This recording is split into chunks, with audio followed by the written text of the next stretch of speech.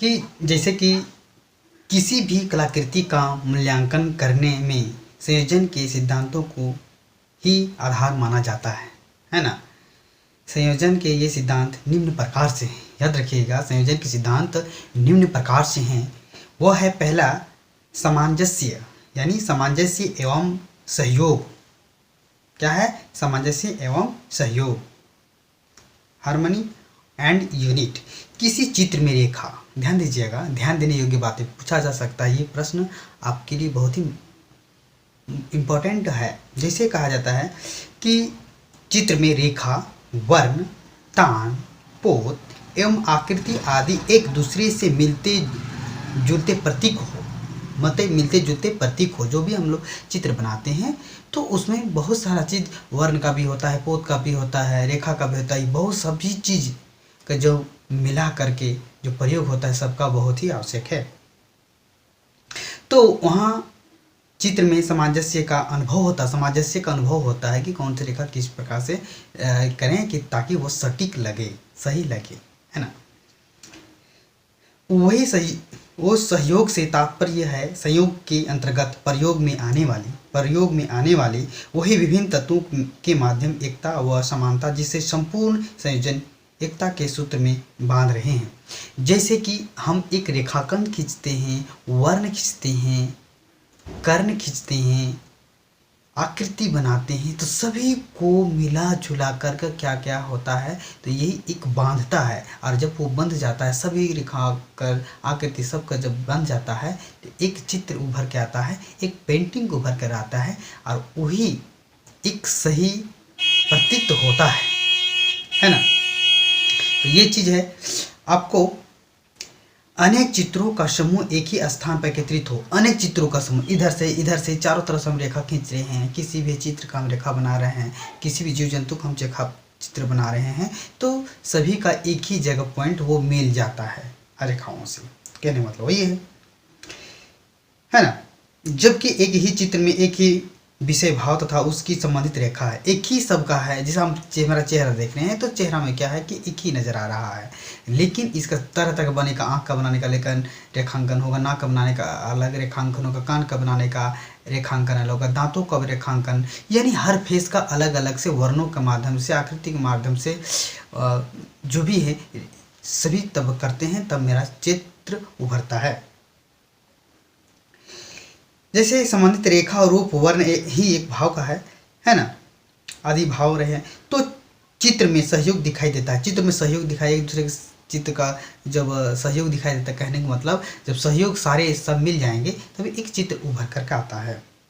चित्र में अंकित अनेक रूपाकृति तथा वर्ण भी एक दूसरे से इस प्रकार जुड़े हो, इस प्रकार से रेखांकन जुड़े होते हैं, इस तरह से एक दूसरे से जुड़ा होता है कि संपूर्ण चित्र एक संयोजन प्रतीत हो। वही सामंजस्य को हम रचना तत्वों की ऐसी संगत वह कह सकते हैं, जैसे कितने भी हम रेखा खींचे, कितने भी उसको हम अच्छे से बनाएं, लेकिन मैचिंग एक ही जगह जाकर के करता है।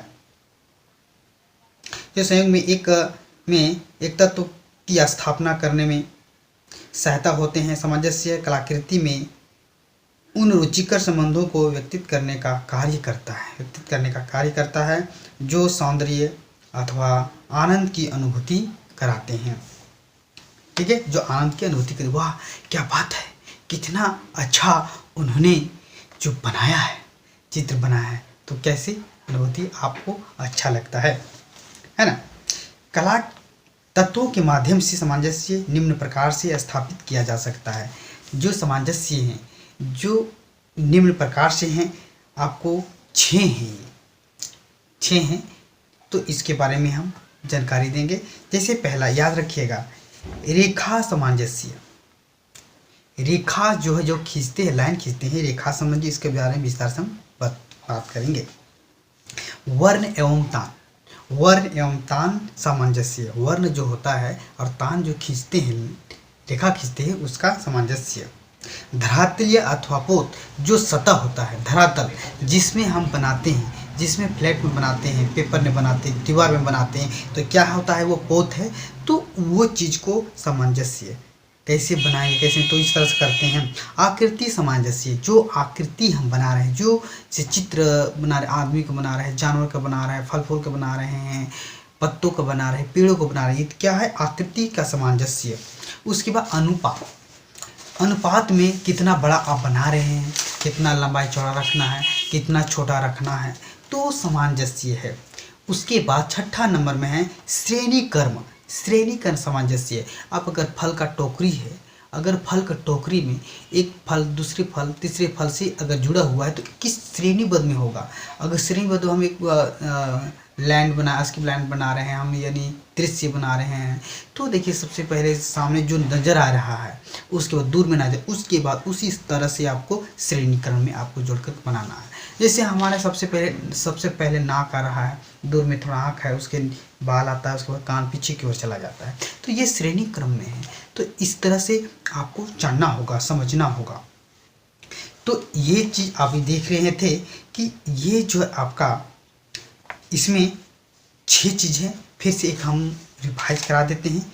रेखा सामंजस्य, दूसरा है वर्ण एवं तान सामंजस्य, तीसरा है धरातलीय अथवा पोत सामंजस्य, चौथा है आकृति सामंजस्य, पांचवा है अनुपात सामंजस्य और छठा है श्रेणी क्रम सामंजस्य।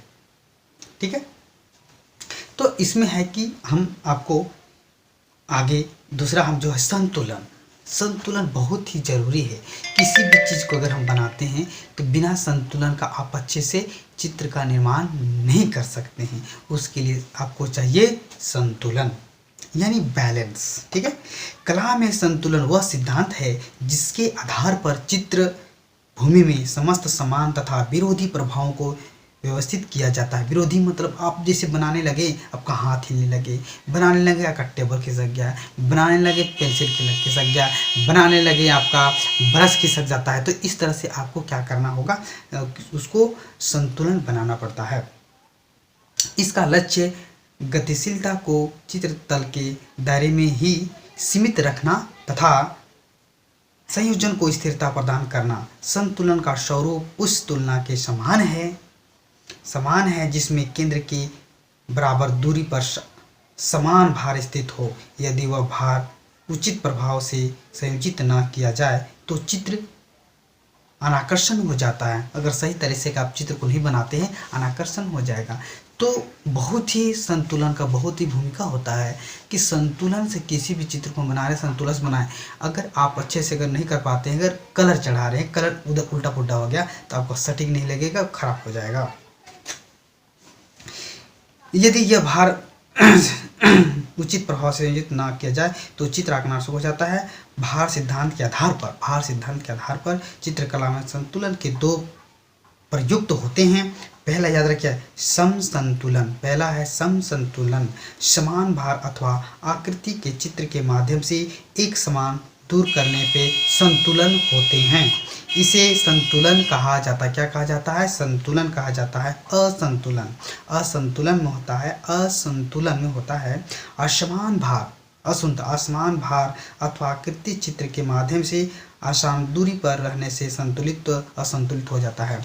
जब अगर हम पेन पकड़े हुए हैं तो कितना दूरी पे अगर हम खींच रहे हैं तो आप अच्छे से नहीं बना पाएंगे। उसके लिए आपको बनाने के लिए क्या करना पड़ेगा? अच्छे से रेखा चित्र का सहारा लेना पड़ेगा, अच्छे से पेंसिल पकड़ना पड़ेगा, सही जगह पे आपको वो चित्र रखना है ताकि आप अच्छे से उसको कर सकें, है ना। तो इस प्रकार से ये संतुलन। फिर उसके बाद है ध्यान दीजिएगा संतुलन के अवयव। ठीक है, संतुलन के अवयव है कला में जिन तत्वों के संयोजन से तत्वों की जो है कृति रचना होती है। ठीक है, वे सभी तत्व संतुलन के अवयव कहलाते हैं। ध्यान दीजिएगा संतुलन के अवयव है ना, कला में जिन तत्वों के संयोजन कृति की रचना होती है वे सभी तत्व संतुलन के अवयव कहलाते हैं। संतुलन के अवयव कहलाते हैं, है ना। वे सभी तत्व संतुलन के अवयव कहलाते हैं। इनमें हम निम्न रूप से समझ सकते हैं, याद रखिएगा, ध्यान दीजिएगा। रेखा संतुलन, दूसरा आकृति संतुलन, तीसरा वर्ण आलंबन संतुलन, चौथा है वर्ण संतुलन, पांचवा है तान संतुलन, छठा है पोत संतुलन और सातवां है परिप्रेक्ष्य संतुलन। तो ये चीज़ आपको बहुत ही ध्यान देना पड़ेगा, तभी आप अच्छे से समझ पाएंगे। तो नेक्स्ट हम गति और लय के लेकर आएंगे, उसके बारे में विस्तार से हम जानकारी देने का आपको देंगे। इसलिए लय यानी जो है गति, इसके बारे में हम बताएंगे। इसलिए आप लोग जो देख रहे हैं सभी को हम नमस्ते करते हैं, और इस वीडियो को आप अगर अंत तक देखे हैं तो सभी को हमारी ओर से बेस्ट प्लग। आप जुड़े रहें, निरंतर आगे बढ़ें। आपको कला संबंधित आपको जानकारी देने के लिए हम आ चुके हैं। जय हिंद, जय भारत।